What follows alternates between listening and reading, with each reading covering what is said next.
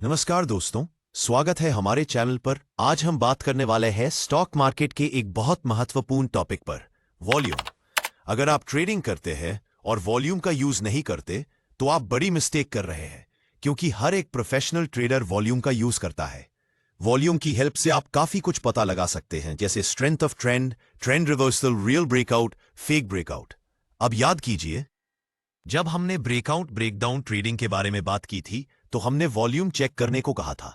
हमने आपको बताया था कि जब कोई कैंडलस्टिक पैटर्न बनता है तो वॉल्यूम चेक करना पड़ता है।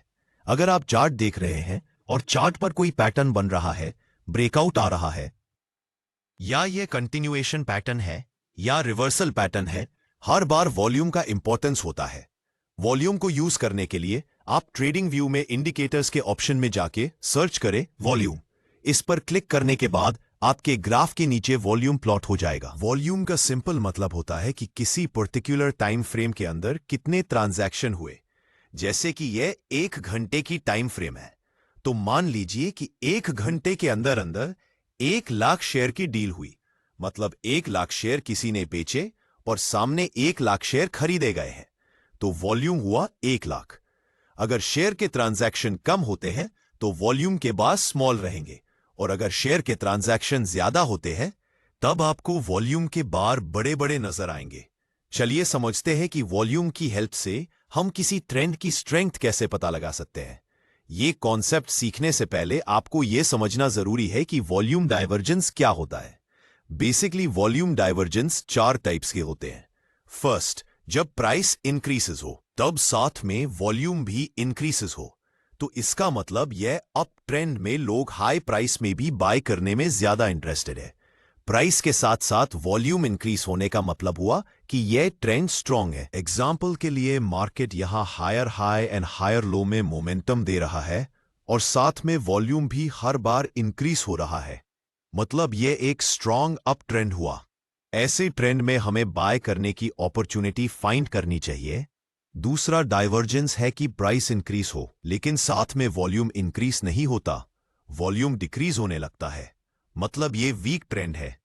ऐसी स्थिति में हो सकता है कि या तो ये ट्रेंड अप ट्रेंड में से डाउन ट्रेंड में रिवर्स हो जाए या फिर एक साइडवेज मूवमेंट मिले, जैसे कि यहां पहले मार्केट हायर हाई और हायर लो के स्ट्रक्चर में ऊपर की तरफ मूवमेंट दे रहा था और नीचे वॉल्यूम भी इंक्रीसेस हो रहा था।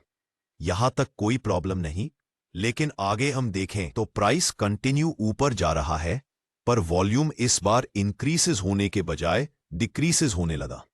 मतलब हो सकता है अब यहां हमें कोई साइडवेज मूवमेंट मिले या फिर ये ट्रेंड रिवर्स हो जाए। इन शॉर्ट, अब इस ट्रेंड की स्ट्रेंथ पहले जैसी नहीं रही। यह एक वीक अप ट्रेंड है।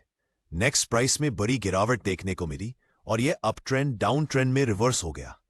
तीसरा डाइवर्जेंस है कि जब प्राइस किसी डाउन ट्रेंड में मूवमेंट कर रही हो और साथ ही में वॉल्यूम भी हर बार इंक्रीज हो रही हो, तो ऐसे डाउन ट्रेंड को हम स्ट्रांग डाउन ट्रेंड कहेंगे।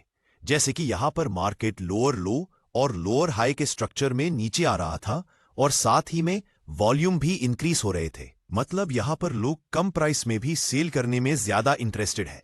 यह एक स्ट्रांग डाउन ट्रेंड हुआ। चौथा और आखिरी डाइवर्जेंस है कि जब प्राइस डाउन ट्रेंड में होती है लेकिन साथ ही में वॉल्यूम डिक्रीज होने लगे, तो ऐसे डाउन ट्रेंड को हम वीक डाउन ट्रेंड कहते हैं। जैसे कि यहां आप देख सकते हैं, प्राइस लोअर लो और लोअर हाई के स्ट्रक्चर में नीचे आ रहा था लेकिन वॉल्यूम इंक्रीज होने की बजाय डिक्रीज होने लगा, मतलब लोग यहां पर कम प्राइस में ज्यादा सेल करने में इंटरेस्टेड नहीं है।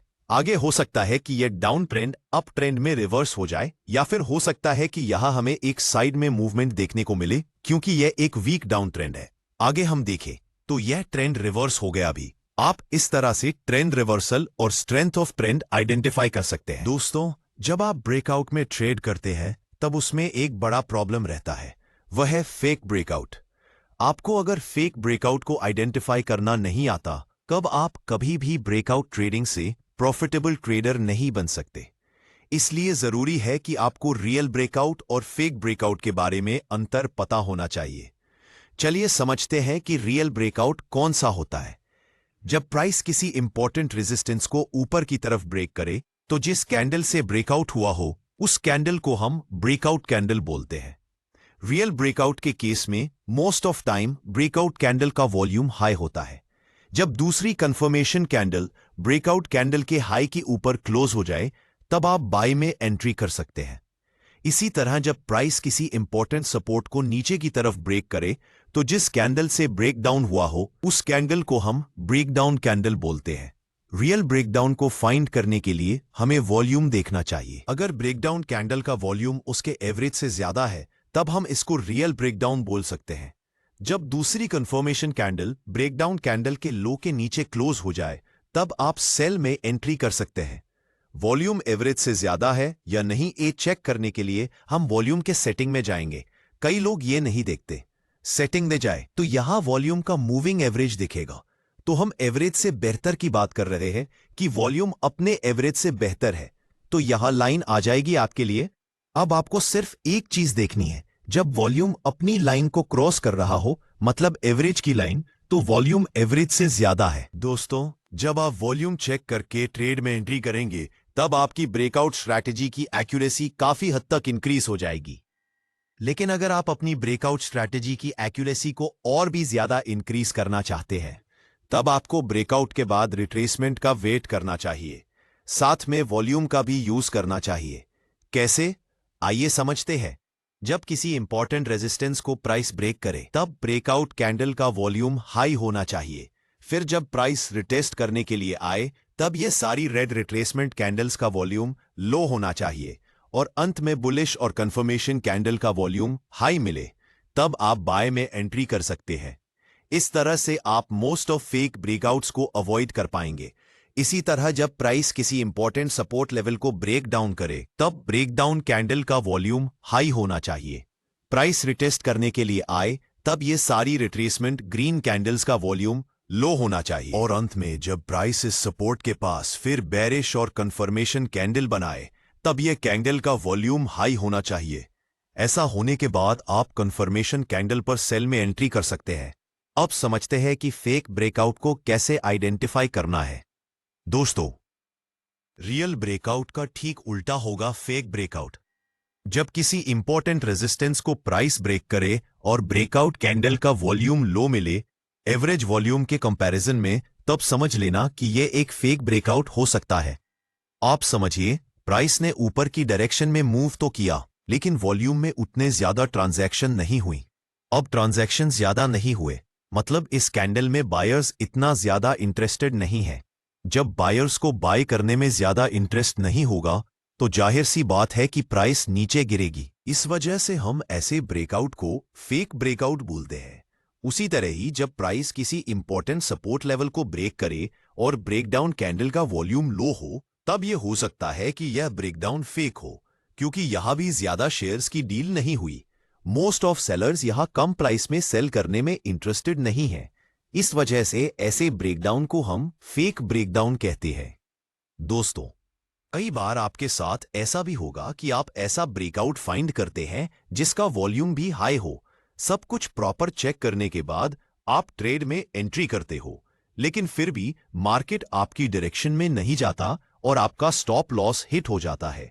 सब कुछ सही होने के बावजूद भी ऐसा होता है। इसलिए ब्रेकआउट के बाद 1.2 का रिस्क रिवॉर्ड रेशियो हो तभी ट्रेड करें, और बीच में कोई स्ट्रॉन्ग सपोर्ट लेवल या रेजिस्टेंस लेवल हो तो ऐसे ट्रेड को अवॉइड करें।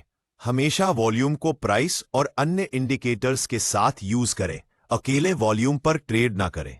लिक्विड स्टॉक्स चुनें जहां वॉल्यूम ज्यादा हो। छोटे स्टॉक्स में मैनिपुलेशन हो सकता है। मार्केट मेकर्स कभी कभी फेक वॉल्यूम क्रिएट करते हैं, इसलिए रिसर्च जरूरी है। उम्मीद है यह वीडियो आपके लिए हेल्पफुल रहा। अगर कोई सवाल है तो कमेंट्स में पूछें। अगर आपको इस वीडियो से कुछ नया सीखने को मिला हो तो एक लाइक, शेयर और सब्सक्राइब जरूर करें। अगले वीडियो में मिलते हैं कुछ नए टॉपिक पर।